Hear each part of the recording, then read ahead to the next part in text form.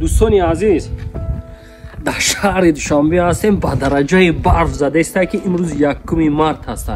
باور کنید همه خیلی برف شدید زده است که راحت میکنید. اینا نگاه کنید حفظی برف اینجا توزیع کردم. این شاه منصور 2 هست. شاه منصور 2 تپه‌های شرقی ده.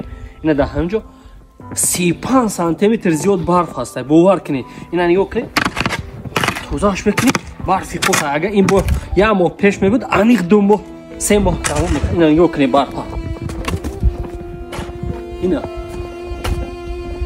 الان راحت توزیع کرده استیم که تو که خود ما ببریم با خود بوداریم 3 بار 4 بار شد که همون روز توزیع میکنیم. اگر شما هم یگان در کجای گوشه کنار تاجیکستان باشید برف همین خیلی باشد در شما 960 46 45 واتساپ برای کنید بمونم ببینن همه. خدا نگهبان.